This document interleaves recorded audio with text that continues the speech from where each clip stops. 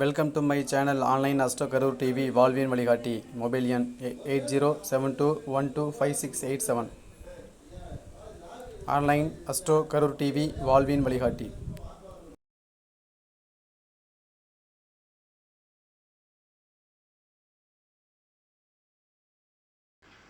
மோகனூரை சேர்ந்த முன்னாள் தாசில்தார் அவர்கள், ரிட்டையர்ட் தாசில்தார் அவர்கள் வடிவேல் ஐயா அவருங்க இப்போ உங்களுக்கு பஞ்சபட்சி சாஸ்திரம் அப்படிங்கிற அடிப்படையில், அதாவது பயிற்சி அடிப்படையில் அவர் போர்ட்லேயே உங்களுக்கு முழு விளக்கத்துடன் செயல்படுத்த போறார். பாருங்க, கவனிக்கலாம். அகத்திய ஜோதிட வித்யாலயத்தின் நிறுவனர் மற்றும் உள்ளிட்ட நிர்வாகிகள் அனைவருக்கும் இந்த கருத்தரங்க கூட்டத்திலே திரளாக கலந்து கொண்டு சிறப்பித்துக் கொண்டிருக்கின்ற ஜோதிட அறிஞர் பெருமக்களுக்கும் என் முதற்கொண்டு நலன்களை உறுத்தாக்கிக் கொள்கிறேன். எனக்கு இந்த தினம் கொடுத்திருக்கின்ற தலைப்பு பஞ்சபட்சி சாஸ்திரத்தை பற்றி கொடுத்துருக்கிறோம். ஆனால் நம்ம இப்ப பஞ்சபட்சி சாஸ்திரத்தை பார்க்கிறோமா என்னங்கிறது தெரியல.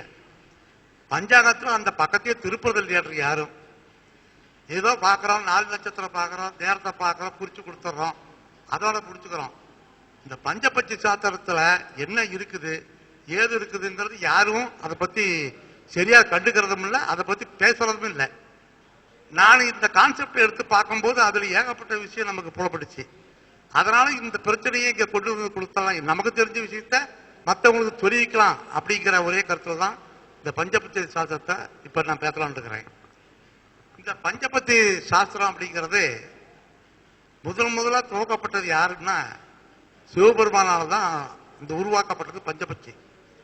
இந்த பாரம்பரிய ஜோதிடத்தை விட அதற்கு முற்பட்ட காலத்துக்கு பஞ்சபட்சி சாஸ்திரம் தான் முதலாண்டி. அதற்கு அப்புறம்தான் சித்தர்கள் அருளப்பட்டது பாரம்பரிய ஜோதிடங்கிறது. இந்த பஞ்சபட்சி சாஸ்திரம் பஞ்சாட்சர மந்திரத்தின் அடிப்படையில் உருவாக்கப்பட்டது. பஞ்சாட்சர மந்திரம்னா என்ன? நமச்சிவாயா. நமச்சிவாயங்கிறது யாருக்கு சொந்தமானது? சிவபெருமானுக்கு சொந்தமானது. இந்த சிவபெருமானுக்கு இந்த 5 எழுத்து மந்திரத்தை முதற்கொண்டு இந்த 5 எழுத்து பஞ்சாட்சரத்தை கொண்டு ஒரு ஜோதிடத்தை, ஒரு சாஸ்திரத்தை உருவாக்க என்று நினைச்சு அதை உருவாக்க வேண்டிய காலகட்டம் இருந்ததுனால அதை உருவாக்கினார். இந்த பஞ்சபட்சி சாஸ்திரம் உருவாக்கப்பட்டதின் நோக்கமே எதிரிகளை வெல்வதற்கு தான், வேற எந்த நோக்கத்திற்கும் உருவாக்கப்பட்டது அல்ல. பஞ்சபட்சத்தில் நம்ம 4 நட்சத்திரம்லாம் ஜோதிடத்தில் பார்க்கறோம், பிடிக்கிறோம். ஆனா இந்த பஞ்சபட்சி சாஸ்திரத்தில் இருக்கிற 4 நட்சத்திர நேரத்தை குறிப்பிட்டு ஒரு காரியத்தை செஞ்சோம்னா அந்த காரியம் சிறப்பாக வெற்றி அடையும். அது எந்த இதாக இருந்தாலும் சரி, எதிரிகளை வெல்வதாகட்டும், நோய்களை குணமாகட்டும், இல்ல ஆபரேஷன் போக வேண்டிய காரியத்துக்கு நம்ம டைம் குறிச்சு கொடுத்தாலும் சரி, அனைத்து சுபகாரியத்துக்கு சொன்னாலும் சரி, இந்த பஞ்சபட்சி சாஸ்திரத்துடைய நேரங்காலம் அத்தனை வெற்றி கூடியதாக இருக்கிறதுன்னு எனக்கு தெரிகிறது. இந்த பஞ்சபட்ச சாஸ்திரத்தும் 5 எழுத்து சாஸ்திரம்னு நான் சொல்லிட்டேன். இந்த 5 எழுத்து சாஸ்திரத்தை கொண்டு பஞ்சபட்சி சாஸ்திரம் எப்படி உருவாச்சு அப்படின்னோம்னா, இதுக்கு ஒரு 5 பட்சியை வச்சு ஒரு சிவனால் உருவாக்கப்பட்டார். இந்த 5 பட்சி என்னன்னா வல்லூர், ஆந்தை, காகம், கோழி, மயில்ங்கிற 5 பட்சி. எத்தனையோ பட்சிகள் இருக்கும்போது ஏன் இந்த 5 பட்சியை தேர்ந்தெடுத்தாரு சிவன்? அது யாருக்காவது தெரியுமா? இந்த 5 பட்சியை தேர்ந்தெடுக்கிறது எதனால? பட்சிகள் எத்தனையோ இருக்கு, ஆனா இந்த 5 பட்சிகளுக்கும் தனி திறமை இருக்கு, தனி குணாதிசயங்கள் இருக்கு. மயிலுக்குன்னு பார்த்தோம் அப்படின்னா பூமிக்கும் ஆகாயத்துக்கு உண்டான தொடு உணர்வு. அது வானத்துல மேகத்துல மழை எப்ப பொழியும் அப்படிங்கிறத கண்டுபிடிச்சு தொகையை விரித்தாடும். அதுவும் முருகனுக்கு வாகனமா இருக்கிறதுனால மயிலை முதல்ல தேர்ந்தெடுத்தாங்க. இந்த ஆந்தை அப்படிங்கிறது இருட்டு பகுதியில் வாழக்கூடியது.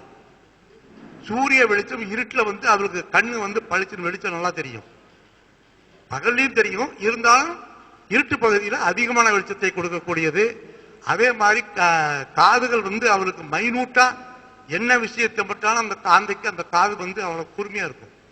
அது ஒண்ணு. அப்புறம் அந்த காகத்துக்கு எப்படின்னா, காகம் நமக்கு மனிதர் வாழ்க்கையில காகம் எல்லா விதத்திலும் பயன்பட்டு தான் இருக்கு. ஒரு குடிச்சிட்டு முதல்ல பெரியவருக்கு முன்னோர்களுக்கு சாதம் வைக்கிறதுனா காகத்துக்கு சாதம் வச்சு தான் சாப்பிடுவோம்.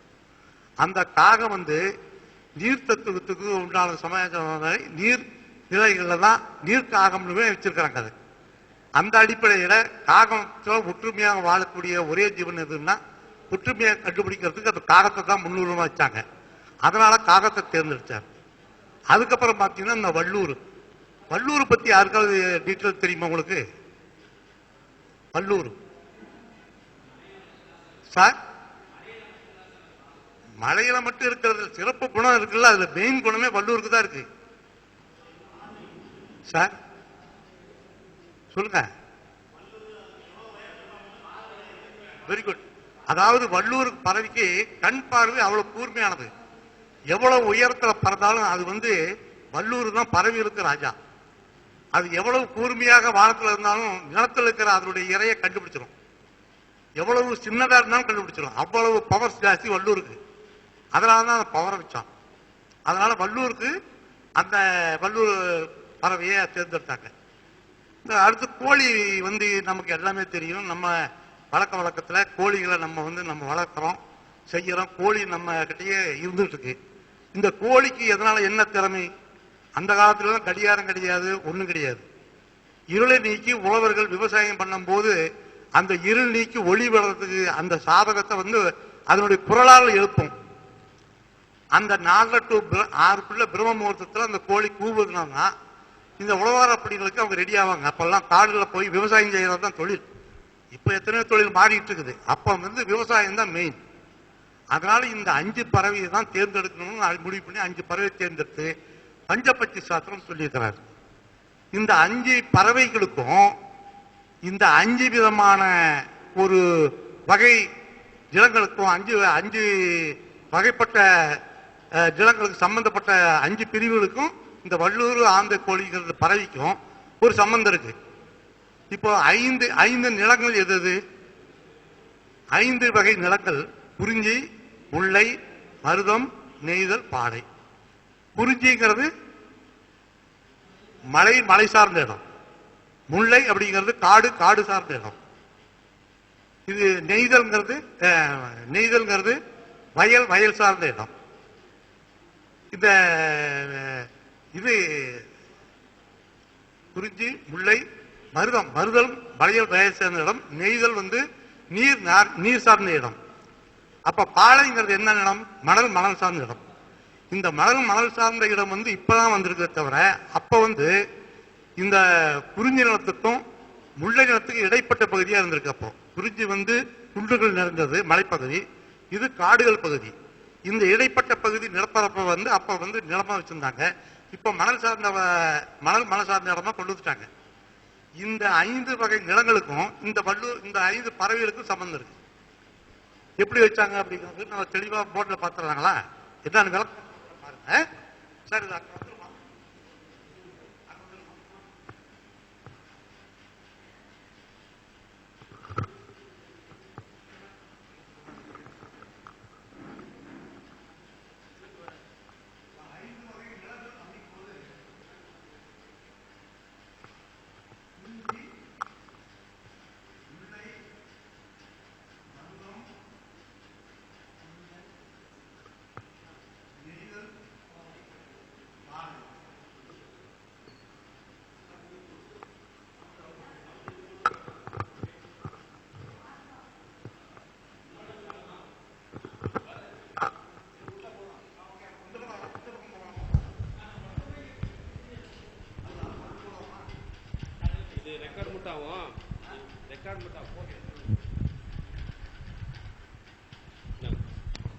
ஹலோ,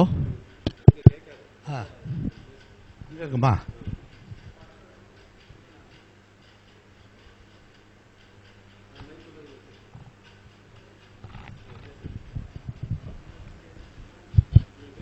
சார், குறிஞ்சி, முல்லை, மருதம், நெய்தல், பாலை சார்.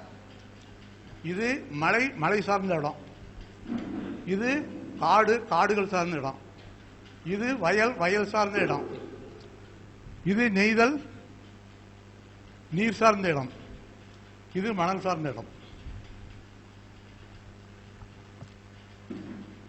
இந்த மலை சார்ந்த குறிஞ்சி, முல்லை,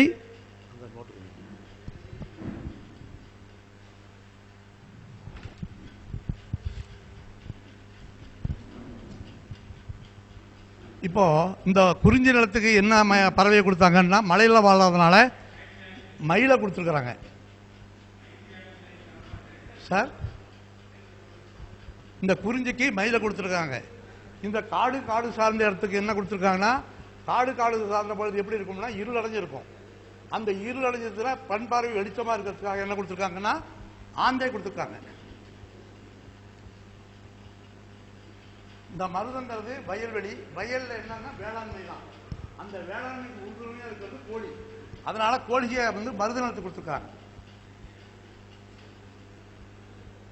நெய்தல் நிலத்துக்கு காகம், நீர்க்காகம்னு பேர், கடற்காகம்னு பேரு. நீர்னா கடல், அதனால நீர்க்காகம் இல்லைன்னா கடல் காகம், காகம்னு கொடுத்துருக்காங்க. மணலுக்கு நிலப்பரப்புனால வள்ளூர்.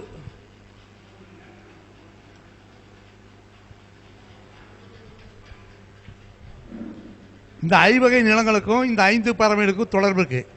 அதே மாதிரி 5 புலன்கள் இருக்குல்ல, 5 புலன்கள் எது சார்? கண், காது, மூக்கு, நாக்கு, மெய், அதாவது தொடு உணர்வு.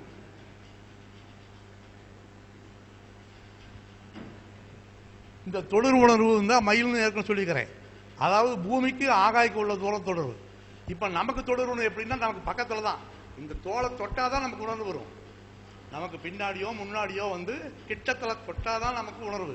ஆனா மயிலுக்கு அப்படி இல்லை, பூமிக்கு ஆகாயத்துக்குள்ள உணர்வு. அதனால தொடு உணர்வுக்கு மயிலை வச்சாங்க. தொடு உணர்வு.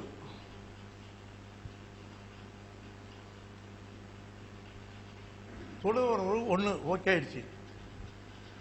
ஆந்தைக்கு என்ன சார் வைக்கலாமா? 5 பழங்கள்ல ஆந்தைக்கு இயற்கையாகவே, அதாவது அந்த காதுக்கு பக்கத்தில் ஒரு இறக்கை இருக்கும். அந்த இறக்கையினுடைய தத்துவம் என்னன்னா, எவ்வளவு நுண்ணியமான சவுண்டாக இருந்தாலும் அதுக்கு மைக் போட்டு கேட்குற மாதிரி கேட்கறதுக்கு ஆந்தைக்கு. அதனால அது கேட்கறதுனால காது ஆந்தைக்கு வச்சாங்க 5 பழங்கள்ல. கோழிக்கு மூக்கு தான், கிளி மூக்கு கோழி மூக்கு அப்படிங்கிறதுனால கோழிக்கு மூக்க வச்சுட்டாங்க. காகத்துக்கு ஏன் நாக்க வச்சாங்க? காகத்துக்கு நாக்கு, அதாவது நாக்குக்கு காகத்துக்கு சுவையுள்ள நரம்புகள் அதிகம் நாக்கில். அதாவது அது பிடிச்சது தான் சாப்பிடும். இப்போ நம்ம சாப்பாடு வச்சோம்னா இன்னொருகள் எடுத்துகிட்டு போகிற மாதிரி இல்லை, காக்காவுக்கு பிடிச்சதுனாலும் எடுத்துகிட்டு போகுதுன்னு சொல்கிறாங்க. அதனால சுவை நரம்புகள் அதிகமாக இருக்கிறதுனால தான் நாக்குக்கு காக்கைய 5 பழங்கள்லாம் நாக்குக்கு வச்சாங்க. அதனால நாக்கு. வள்ளூருக்கு நம்ம ஏற்கனவே சொல்லிட்டோம், கண் பார்வை வெளிச்சம் மேலிருந்து கீழே வரைக்கும் அதனுடைய உடைவை கண்டிப்பா எவ்வளவு உயரம் இருந்தாலும் கண்டுபிடிக்கிறதுக்காக கண்ணு.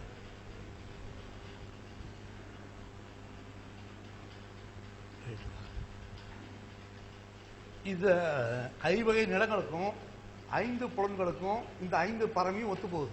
அதனாலதான் செலக்ட் பண்ணாங்க. இப்போ பஞ்சபூதங்கள் 5: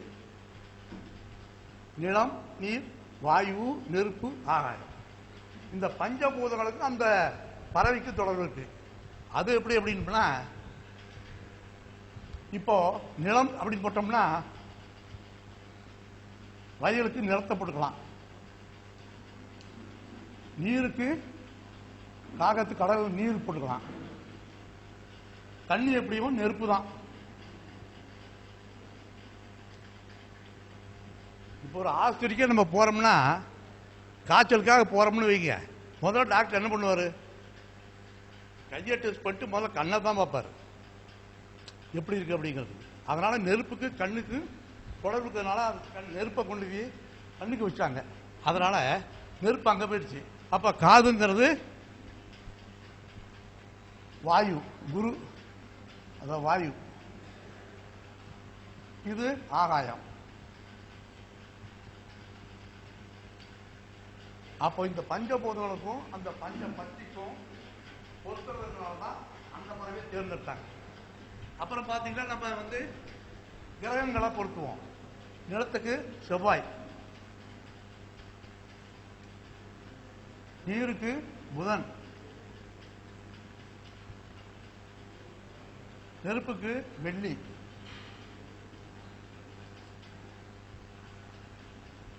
வாயுவுக்கு குரு,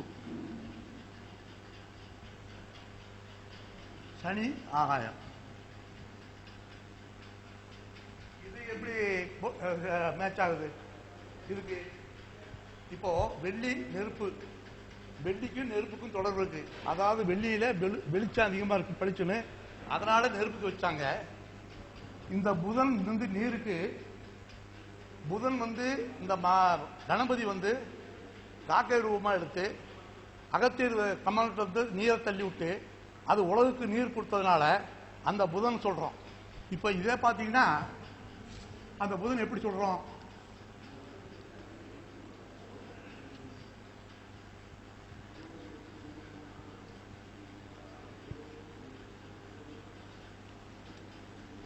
காலபுருஷனுக்கு புதன் இந்த வீடா சார்?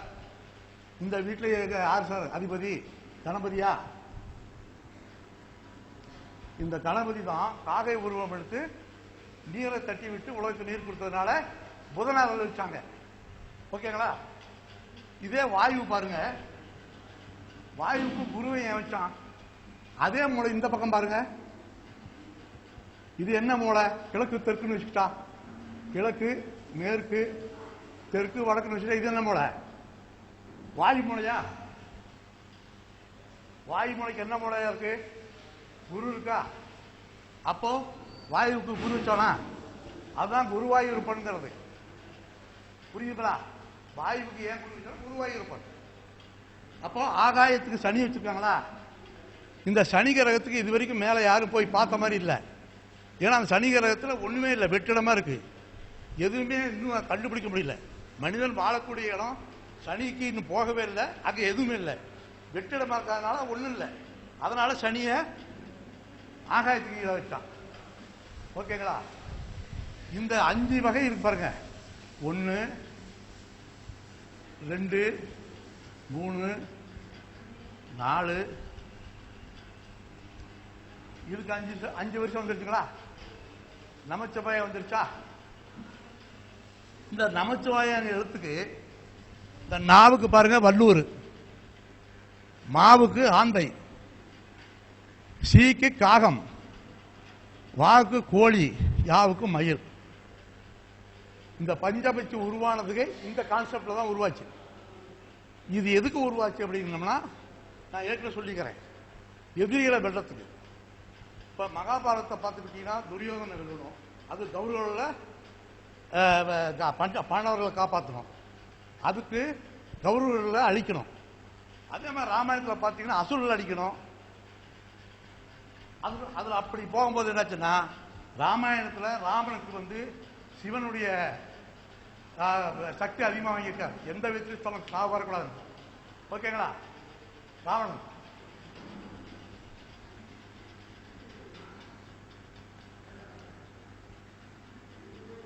அதனால துரியோதனன் இதிகாச மகாபாரத துரியோதனுக்கு பலாதிகம். இவனை யாரும் வெள்ளத்துக்கு முடியாது. இது வெள்ளத்துக்கு யார் வேணும் அப்படின்னா கிருஷ்ணர் அவதாரம் வேணும். இப்போ பிரம்மாங்கிறது பிறப்பித்தலா, சிவன் அழித்தலா?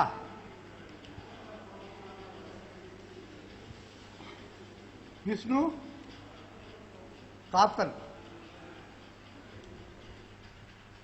பாண்டவர்கள் காத்தாலும் இங்க வந்து ராமாயணத்துல ராவணன் அழிச்சு அந்த புராணத்தை முடிக்கணும். இப்ப இது ரெண்டுக்குமே யார் வந்தாங்க? இது பாரதத்துல அண்ணன் வந்தாரு, இந்த இதுல ராமன் வந்தாங்க. அவர் 2 பேரையும் காத்தாருன்னா இந்த விஷயம் தான் பிரம்மாவுக்கு பிறப்பேத்திலையும் விஷ்ணுவுக்கு காத்தலையும் கொடுத்தாங்க. புரியுதுங்களா? ஒன்னொன்றுக்கும் ஒரு கான்செப்ட். ஓகே, இப்போ இதுதான் வந்து பஞ்சபட்சியினுடைய ஒரு தொடக்கம். இந்த பஞ்சபட்சியை கொண்டு நாம எப்படி பலன் போடுறது அப்படிங்கிறத பார்க்கலாம்.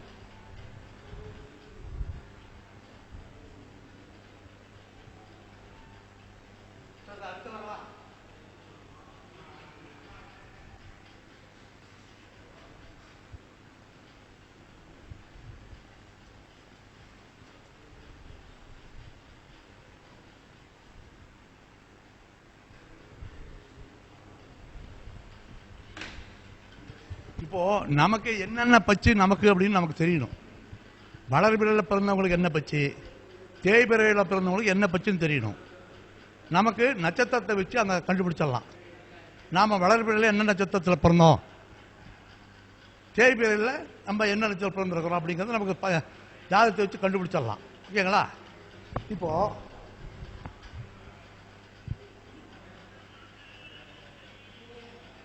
பச்சு, நட்சத்திரம்,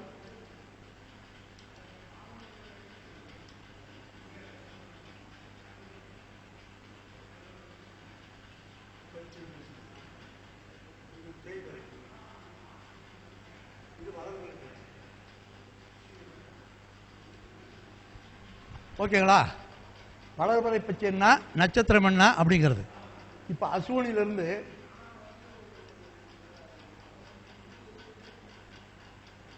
ஐந்து நட்சத்திரம்: அசுனி, பரணி, கார்த்திகை, ரோகிணி, மிருகசீடம்.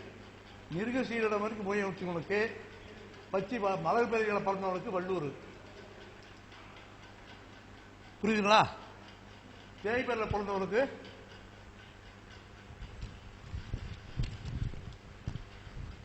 மயில். அதுக்கப்புறம் திருவாதிரையில இருந்து 6 நட்சத்திரம்: திருவாதிரை, புனர்பூசம், பூசம், ஆயில்யம், மகம், பூரம். இது பூரா ஆந்தை. வளர்பிறையில் ஆந்தை. இது கோழி, தேய்பிறையில் கோழி. அதுக்கப்புறம் உத்தரம்.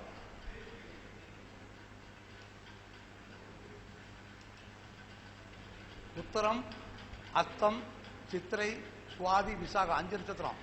இந்த 5 நட்சத்திரமே வளர்பிறைக்கும் தேய்பிறைக்கும் கோழி காகம் தான்.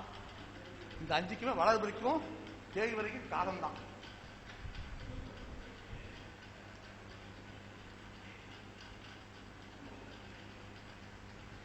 அப்புறம் அம்சத்திலிருந்து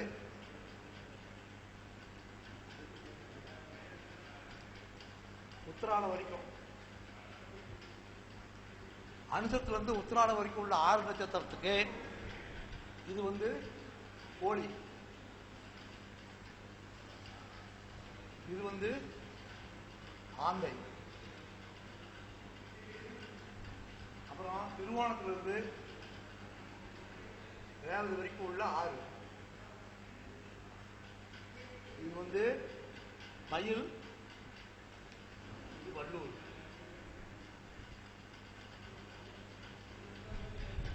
இது சார் நமக்கு என்ன பச்சுன்னு கண்டுபிடிக்கிற முறை. வளர்பிறையில் பிறந்தா இந்த 5 நட்சத்திரத்துக்கு இவ்வளவு, தேய்பிறைனா இது.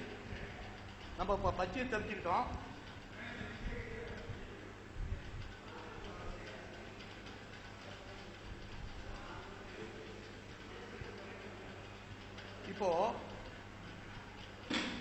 இப்போ நல்ல நேரத்தை எப்படி கண்டுபிடிக்கிறது அப்படிங்கிறது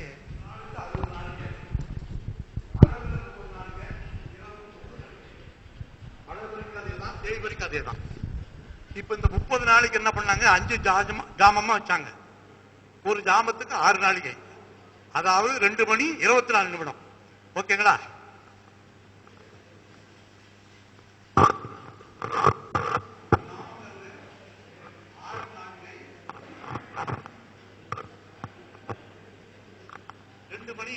நிமிஷம். அதாவது பகலுக்கு 5 ஜாமம், இரவுக்கு 5 ஜாமம். ஒன்னொன்னு காலையில 6 மணி டு உதயம் 6 மணின்னா அஸ்தமனம் 6 சொல்லி தான் பஞ்சாயத்துல போட்டுருக்காங்க. நாம என்ன பண்ணோம்னா அன்னைக்கு உதயம் என்ன, சூரிய உதயம் என்ன, அஸ்தமனம் என்ன, அதுல இருந்து 2:24 கூட்டிக்கணும். ஓகேங்களா? இப்படி கூட்டினோம்னா இது 5 ஜாமம், 5 ஜாமம். இது ஒவ்வொரு ஜாமத்திலையும் ஒவ்வொரு பச்சியும் ஒவ்வொரு வேலையை செய்யும். அதாவது ஆந்தை பச்சு ஒரு மாதிரியா வேலை செய்யும், வள்ளூர் பச்சு ஒரு மாதிரியா வேலை செய்யும், கோழி பச்சு ஒரு மாதிரி ஒரே மாதிரி வேலை செய்யாது. இந்த 5 வேலைகள் என்னன்னு பார்த்தோம்னா நடைமுறையே இப்படிதான் கான்செப்ட். ஊன், நடை, அரசு, துயில், இறப்பு, சாவுங்கிறான். இதுல என்ன சொல்லினா, சாவு இறப்புங்கிறது ஒண்ணுக்கு முடிவு பெற்றது, அது மறுபடியும் உயிர் பிச்சு வராது.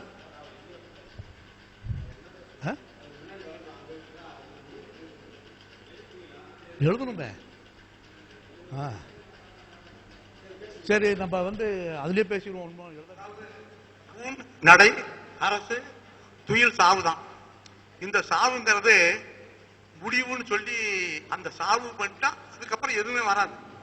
உயிர்ப்பிச்சது முடிஞ்சு போன மாதிரி அர்த்தம். இங்க நாம முடிவு கிடையாது, அஸ்தமனம்னு வச்சுக்கிறோம். நாம அஸ்தமனம் வச்சுட்டா மறுபடியும் உதயமாகும். ஒரு காரியம் உதயமாகி நடை நடந்து தொழில் பண்ணி துயில் பண்ணி அப்புறம் அஸ்தமனம் ஆகுது. காலையில் எந்திரிக்கிறோம், சாப்பிட்றோம், நடக்கிறோம், 12 மணிக்கு உச்சிக்கு வேலைக்கு போறோம். வேலைக்கு போயிட்டு வந்தோம்னா கொஞ்ச நேரம் என்ன பண்ண போறோம்? கொஞ்சம் உறங்கனா தேவையா அப்படின்றோம். அதுக்கப்புறம் இறங்கி துயில் வருது. அதுக்கப்புறம் இரவு அஸ்தமனம் ஆயிருது. இறப்புன்னு போட்டீங்கன்னா மறுநாள் நம்ம உதயம் ஆகாது. அதனால அது அஸ்தமனம் அது அந்த இறப்புல ஒரு காரியமும் நடக்காது, நடந்தா செயல்படாது அப்படிங்கிறதுக்காக இறப்புன்னு கொடுத்துட்டாங்க. அதனால இந்த பஞ்சபட்சி சாஸ்திரத்தை பொறுத்த வரைக்கும் இதுதான் நடை.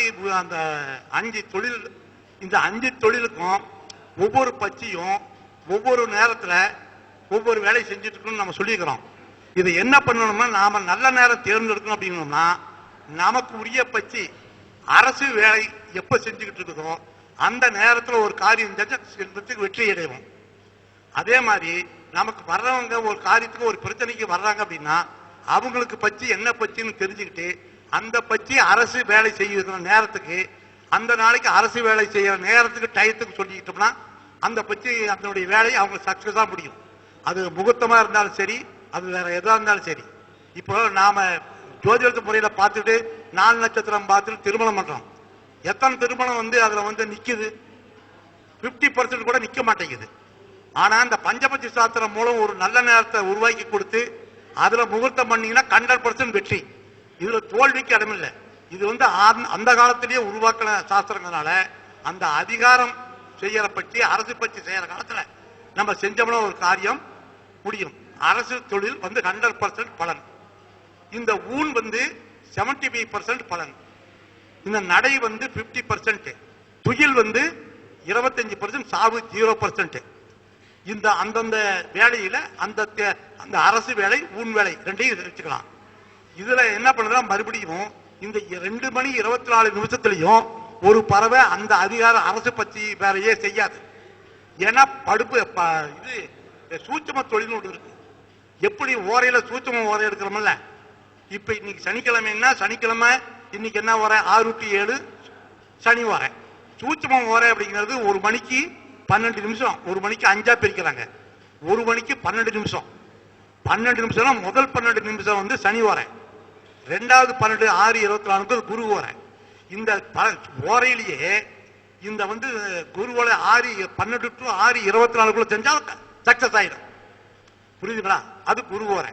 அதே மாதிரிதான் இந்த அரசு தொழில இதுக்கு சூட்சம தொழிலுக்கு 30 நிமிஷம் கொடுத்துருக்காங்க. வளர்பறையில 30 நிமிஷம் கொடுத்துருக்காங்க. அரசுக்கு 30 நிமிஷம், இது ஊனுக்கு 30 நிமிஷம், 36 நிமிஷம், அரசுக்கு 48 நிமிஷம், இதுக்கு துயிலுக்கு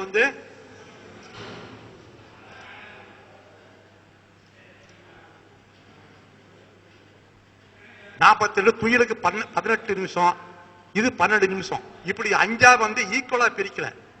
அவங்க 30 நிமிஷம், 36, 30, 36, 48, 18, 12 பிரிச்சுக்கிறாங்க. அதனால ஒரு பட்சி அரசு வேலையை செய்யும் போது 8 மணிக்கு அரசு வேலை செஞ்சனா 8:30க்குள்ள அந்த வேலை செஞ்சா இன்னும் நல்லது. 8:30க்கு அப்புறம் நடைக்கு போவோம், அது நல்லா இருக்காது. அந்த குறிப்பிட்ட சூட்சம தொழில் செய்யறவங்களுக்கு இன்னும் சிறப்பா அவங்களுக்கு வெற்றி அடைய வாய்ப்பு இருக்குது. அந்த சூட்சம தொழில் செஞ்சு கொடுத்துடலாம். அதே மாதிரி இந்த பறவைகள் 5மே படுபட்சின்னு ஒரு டைம் வச்சிருக்காங்க. அந்த நேரத்தில் என்னன்னா எந்த வேலையும் அது செய்யாது. அந்த தினத்துல அந்த எந்த வேலையும் செய்யாது, அது சும்மாவே இருக்கும். அந்த நேரத்தை அந்த கிழமையில அந்த பட்சிக்குண்டானதை எதையுமே அரசு பணியா இருந்தாலும் சரி, ஊன் தொழில் செஞ்சிருந்தாலும் நம்ம எடுக்கக்கூடாது. படுபட்சியில அந்த பட்சி எந்த கிழமையில படுபட்சியா இருக்குதோ பஞ்சாயத்துல எல்லாம் விளக்கமா கொடுத்துருக்காங்க. அது நம்ம சொல்றதுக்கு டைம் இல்லாதனால அந்த படுபட்சியில அந்த வேலையை யாருக்கும் குறிச்சு கொடுக்க வேண்டாம். அதே மாதிரி இந்த நட்சத்திரத்தை போட்டு எடுக்கும் போது சப்போஸ் நட்சத்திரம் இல்லைன்னு வைங்க, நமக்கு என்ன பண்ணணும்னா ஒளியை வச்சு நம்ம பேர் செலக்ஷன் பண்ணி பார்வையிடுத்துக்கலாம். அ ஆ ஐ ஓ அப்படிங்கிறது வள்ளுவருக்கு உண்டானது.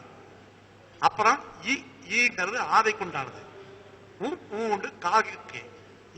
ஏங்கிறது அந்த ஒளி சவுண்டு, அது ஆந்தைக்கு. ஓங்கிறது நம்ம மயிலுக்கு. ஏன்னா ஓங்கார வடிவமா இருக்கால ஒளி சவுண்டு கொடுத்துருக்கான். இந்த சவுண்டை வச்சு கூட நமக்கு பஞ்சாங்கம் ராசி நட்சத்திரம் தெரியாதவங்க சவுண்டை வச்சு நம்ம வள்ளுவர் நிர்ணயம் பண்ணிக்கலாம். ஆக எல்லாமே நான் விளக்கமா சொல்லிக்கிறேன். நாம இனிமேலும் அதுக்கு பகைப்பச்சின்னு இருக்கு ஒவ்வொரு வள்ளுவருக்கு. அதாவது வளர்ப்பில் ஒரு பச்சைக்கு பகைப்பச்சு இருக்கு, தேய்பில் ஒரு பச்சைக்கு பகைப்பச்சு இருக்கு.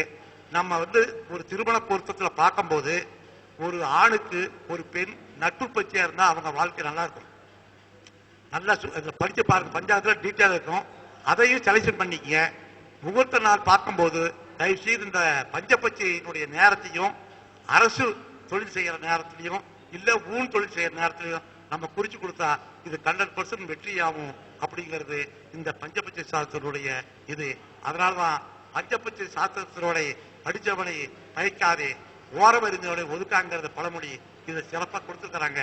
ஆகவே நாமும் மறுபடியும் இந்த பஞ்சபட்சியை நம்ம பஞ்சபட்சி தொழிலை அந்த நேரத்தை கொடுத்து மற்றவர்களையும் நல்லபடியாக இருக்க வாழ வழிவகுப்போம் என்று கூறி எனக்கு இந்த வாய்ப்பினை நல்கிய அகத்தியர் ஜோதிட வித்யாலயாவுக்கு எனது நெஞ்சார்ந்த நன்றியை தெரிவித்துக் கொண்டு எனது உரையை நிறைவு செய்தேன். நன்றி, வணக்கம்.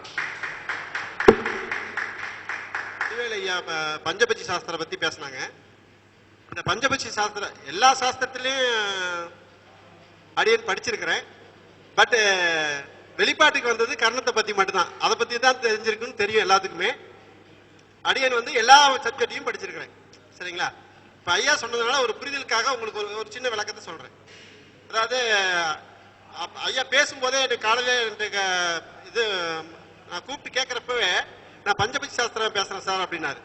எனக்கு ரொம்ப சந்தோஷம். ஏன்னா இந்த பஞ்சபட்சி சாஸ்திரம் தான் ஜோதிட கலைக்கு முழு உதாரணமா முன்னாடி இருந்தது. எப்படிங்க ஜோதிட கலை உருவானது பஞ்சபட்சி சாஸ்திரம் மூலம் தான் உருவாச்சு. சரிங்களா? அப்ப ஜோதிடங்கிறது ஃபர்ஸ்ட் எதை வச்சு பார்த்தாங்க அப்படின்னா பஞ்சபட்சியை வச்சுதான் பார்த்தாங்க. பறவைகளை வச்சுதான் அடையாளப்படுத்தி தான் ஜோதிடமே சொன்னாங்க. அதுக்கப்புறம் தான் நம்ம எழுத்து வழியில சயின்ஸ் முறையில கணித அடிப்படையில ஜோதிடம் வந்துச்சு, உருவாக்கப்பட்டது. அப்ப உயிரோட்டம் எதுங்க? பறவைகள் தான். சரிங்களா? அதனால அந்த அகத்தியர் வாக்கு அடிப்படையில் வந்ததுதான் எதுங்க? பஞ்சபட்சி. முருகன் அருளியால அகத்தியர் கொடுத்து அகத்தியர் அடிப்படையில் உருவாக்கப்பட்டதுதான் பஞ்சபட்சி சாஸ்திரம். சரிங்களா? அதனாலதான் நான் அகத்தியர் ஜோதிட அறக்கட்டளை உருவாக்கினேன். அகத்தியர் ஜோதிட அறக்கட்டளை உருவாக்குறது காரணமே பஞ்சபட்சி சாஸ்திரம். அகத்தியர் மூலமா தான் மற்ற சித்தருக்கே தெரிய வரும். சரிங்களா? ஃபர்ஸ்ட் இந்த ஜோதிடம்ங்கிறது தமிழ் கடவுளாகிய முருகன் இருந்து வந்ததுதான். சரிங்களா? முருகனால் உருவாக்கப்பட்டதுதான் எதுங்க? ஜோதிட கலையே. சரிங்களா? அப்போ இந்த பஞ்சபட்சியில சார் சொன்னாருங்களே ஃபர்ஸ்ட் எது அப்படிங்கிறது ஒவ்வொரு விஷயத்தையும் சொல்லி வந்தார். சரிங்களா? இந்த இப்ப ஃபர்ஸ்ட் நட்சத்திரம் அஸ்வினி. அஸ்வினில இருந்து மிருகசீ நட்சத்திரம் வரைக்கும் என்ன தத்துவம் அப்படின்னு இருக்கு. சரிங்களா? அதாவது பஞ்சபட்சியில 5 விஷயங்கள் இருக்குன்னு வச்சுக்கோங்க. 5 பூதங்கள் அப்படின்னு சொல்றோம். என்னென்ன பூதம்? ஃபர்ஸ்ட் பூதம் என்ன? நெருப்பு. அப்படித்தானுங்களே? நெருப்பு. அப்ப நெருப்பு தத்துவத்துல இருக்கிற நட்சத்திரம் எதுங்க? அஸ்வினில இருந்து எதுங்க? மிருகசீடம். சரிங்களா? மிருகசீடம் ஃபுல்லா நெருப்பு. அதுக்கப்புறம் மிருகசீடத்திலிருந்து அடுத்த நட்சத்திரம், மிருகசீடத்துக்கு அடுத்த என்னங்க? திருவாதிரை. திருவாதிரையில இருந்து பூர வரைக்கும். அப்படிதான் சார்? திருவாதிரையில இருந்து பூர வரைக்கும் என்ன தத்துவம்?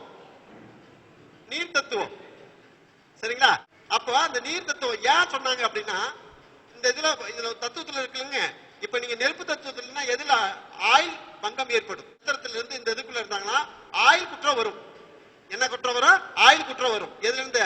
அஸ்வினில இருந்து மிருகசீ நட்சத்திரத்துல ஒருத்தர் பிறந்திருக்காருன்னா அவர் ஆயில் விஷயத்துல எச்சரிக்கை தேவை அப்படின்னு அர்த்தம் உண்டு. அதே மாதிரி திதி விஷயத்துல, அதாவது திதி விஷயத்துல எச்சரிக்கை தேவை. எதுங்க அப்படின்னு கேட்டீங்கன்னா அதாவது திருவாதிரையில இருந்து பூர வரைக்கும் அதாவது திதினால பாதிக்கப்பட்டவன்னு அர்த்தம். அப்ப திதினா எதனால பாதிக்கப்பட்டாங்க அப்படின்னா ஏன் திதி வருது? நீர் தத்துவம். திதியே எதுங்க? திதிக்கு அதிபதி யாருங்க? சுக்கிரன். அப்ப சுக்கிரன் என்னங்க? நீர் தத்துவம் அப்படிங்க அர்த்தம் உண்டு. அப்ப சுக்கிரன்ங்கிறது மனிதனுடைய விந்து, சரிங்களா? அப்ப கர்மா உருவாக்குறது திதியில தான் உருவாக்குது, சரிங்களா? அப்ப திதி மூலம் தான் ஒரு மனிதன் பிறப்பு இறப்பை உறுதிப்படுத்துது, சரிங்களா? பிறப்பை உறுதிப்படுத்துறது திதி தான். ஒரு மனுஷனுக்கு அங்க இப்ப நிறைய பேர் இறந்துட்டாங்கன்னா திதி கொடுக்கணும்பாங்க. எதுக்கு திதி கொடுக்கணும்ன்றது தெரியாது நம்மளுக்கு, சரிங்களா? அந்த கர்மாவை மோட்சம் அடைகிறதுக்காக நீ ஒரு பிறப்பு எடுக்கிறீன்னா இன்னொரு திதியில இருந்தா பிறப்பெடுப்பீங்க. அப்ப அந்த திதி தான் விந்து, அந்த திதியோட ஆணி வேர் தான் விந்துங்க. நல்லா வச்சு புரிஞ்சுக்கு. இப்ப திதியில பாதி தான் கர்ணம்னு சொல்லுவாங்க, திதியில பாதி தான் கர்ணம்னு சொல்லுவாங்க. ஏன் திதியில பாதி கர்ணம்னு சொல்றாங்க? கர்ணம் தான் ஆயுள் கரகம், சரிங்களா? அதுல பாதி தான் இது. அப்ப அதுல தான் பிறக்குது. அப்ப கர்ணம் என்பது எங்க இருந்து வந்துச்சு அப்படின்னு பாத்தீங்கன்னா திதியில இருந்தா வந்துச்சு. அப்ப திதி என்பது எது அப்படின்னு கேட்டா நெருப்பு தத்துவங்கிறது ஃபர்ஸ்ட் எடுத்த பாத்துல யாரு குறிக்கணும்னு சொன்னோம். அப்போ நெருப்பு தத்துவம் எப்படி ஒரு மனுஷனுக்கு அதிகாரம் பெற்றதோ அது யாருங்க? குரு. நெருப்பு தத்துவத்துக்கு அதிபதி யாருங்க? குரு, சரிங்களா? அப்ப வார நாட்கள் அதிபதி வந்து குரு பகவான், நட்சத்திர அதிபதி நாட்கள் வந்து செவ்வாய் பகவான், சரிங்களா? அதாவது யோகத்துக்கு அதிபதி புதன் பகவான், சரிங்களா? இது மாதிரி ஒவ்வொன்றுக்கும் அதிபதி இருக்கிறாங்கல்ல, அதே மாதிரி இதுலதான் திதி வந்து வலிமை பெறார் அப்படிங்க அர்த்தம் உண்டுங்க. அப்ப திதியை நீ கையில பிடிச்சீங்கன்னா விதியை வெல்லலாம் அப்படின்னு சொல்றாங்களேங்க. எப்படி விதியை வெல்ல முடியும்? திதியை பிடிச்சா விதியை வெல்லான்னு சொல்றாங்களே, எப்படிங்க? அப்போ திதி மூலம் தான் ஒரு கரு உருவாகுது. அந்த கரு மூலம் தான் நீ என்ன செய்யற, உலகத்துக்கு தெரியப்படுத்துற. அந்த கரு மூலம் தான் நாளைக்கு உன்னை வாழ வைக்கிற தெய்வமா வருது. அப்படிங்கறதுக்காக தான் திதியை பிடிச்சா விதியை வெல்லலாம் அப்படிங்கிறாங்க. அந்த விதிக்குள்ளதான் கர்ணம் இருக்கு அப்படிங்க அர்த்தம் உண்டு. அதாவது இது சார் சொன்னதுனால இந்த விஷயத்தை உங்கள்கிட்ட சொல்லணும்னு நினைச்சேன். இது அப்ளைமெண்டா எடுத்து பேசும்போது அது உங்களுக்கு புரியும், சரிங்களா? இதை வந்து இடையில பேசும்போது அது புரியாது, நீங்க கவனிக்கிறதுக்கான வாய்ப்புகளும் இல்லை. ஏன்னா திதிங்கிறதும் பஞ்சபட்ச சாஸ்திரமும் அதை கர்ணங்கிறதும் யோகங்கிறதும் எல்லாம் உள்ள கனெக்ட் பண்ணி பேசணும்னா மிக அற்புதமான சப்ஜெக்ட். மிக மிக அற்புதமான சப்ஜெக்ட். மனிதனில் என்ன குறைகள் இருக்குதோ திருத்தறதுக்கு முழு உதவியா இருக்கும் அப்படிங்க அர்த்தம் உண்டு. இப்ப அதுல வந்து திதி உங்களுக்கு என்ன கெட்டு போயிருக்கு அப்படின்னு சொன்னோம்னா திதி கெட்டு போயிருக்குன்னு அர்த்தம். யாரு கெட்டு போயிருக்கு? யாருக்கு திதி கெட்டு போயிருக்கோம்? திருவாதிரை நட்சத்திரம் இருந்து பூர்ண நட்சத்திரம் வரைக்கும் பிறந்தவங்களுக்கு திதி கெட்டு போயிருச்சுன்னு அர்த்தம்.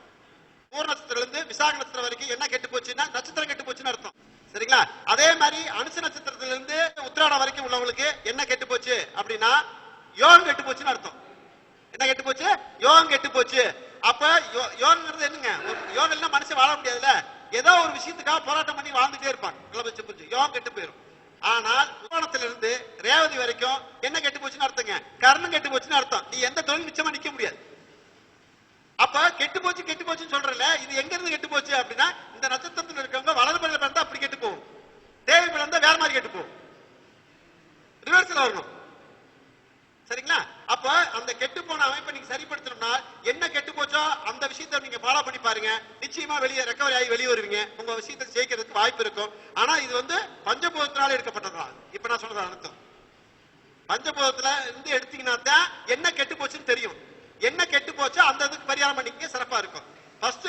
ஃபர்ஸ்ட் இதுல கெட்டு போச்சுன்னா, அதாவது நெருப்பு தத்துவத்துல கெட்டு போச்சுன்னா என்ன செய்யணும் அப்படின்னு கேட்டீங்கன்னா மஞ்சள் கலந்து சாப்பிடுங்க, சாப்பாட்டுல மஞ்சள் கலந்து சாப்பிடுங்க, உங்களுடைய விதிகள் சரி மாற்றப்படும் அப்படிங்க அர்த்தம் உண்டு. திதி கெட்டு போச்சுன்னா என்ன, பெருங்காயத்தை என்ன செய்யுங்க, பொடி பண்ணி சாப்பாட்டுல போட்டு சாப்பிடுங்க. திதி கெட்டு போச்சுன்னா அது சரிப்படுத்துறதுக்கு வாய்ப்பு இருக்கும். யோகம் கெட்டு போச்சுன்னா வெந்தயத்தை ஊற வச்சு என்ன செய்யறீங்க, அதை தண்ணியில ஊற வச்சு அதை பொடி பண்ணி சாப்பிட்டாலும் சரி, தண்ணியில ஊற வச்சு சாப்பிட்டாலும் சரி, அந்த யோகம் கெட்டு போச்சுன்னா யோகத்தை சரி பண்றது சரியா இருக்கும். அதாவது மிளகு பொடி பண்ணி சாப்பிடுங்க, கர்ணம் கெட்டு போச்சுன்னா சரி பண்றது சரியா இருக்கும் அப்படிங்க அர்த்தம் உண்டு. இது ஒவ்வொரு கிரகம் கெட்டு போச்சுனால் அந்த கிரகத்தை சரி பண்றதுக்காக பரிகாரமா இது விளங்குது. அது நவதானியத்துல இருக்க பரிகாரம் தான், சரிங்களா? அந்த விஷயத்தை நீங்க செஞ்சு பாருங்க.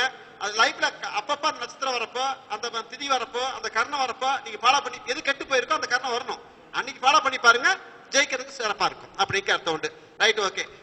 வடிவேல் ஐயா வந்து மிக அற்புதமாக பஞ்சபட்சி சாஸ்திரத்தை பேசணும் உரிமையா கேட்டு பேசுறதுனால எனக்கு ரொம்ப பிடிச்சிருந்துச்சு. அந்த அதுக்கு நன்றி செலுத்தும் விதமாக அவருக்கு பொன்னாடை போத்துவதற்காக ரவிச்சந்திர ஐயா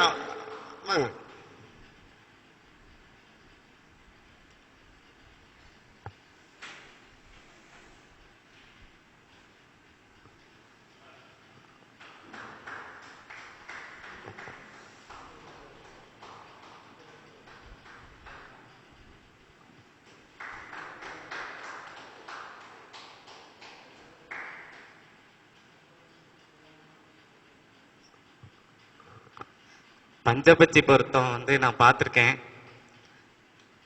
ஆனால் அந்த பஞ்சபட்சி பொருத்தம் வந்து எப்படி உருவாச்சு, அந்த பஞ்சபட்சி எப்படி உருவாச்சு அப்படின்னு சத்தியமாக எனக்கு இன்னைக்கு தான் தெரியும்.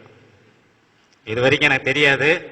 தெரியாத விஷயத்த தெரியும்னு எந்த ஜோதிடர் ஒத்துக்கிறாரோ அவர் தான் பெரிய ஜோதிடர். எனக்கு இது வரைக்கும் தெரியாது. ஐயாவுக்கு என்னுடைய பாராட்டுகளும் நன்றிகளும்.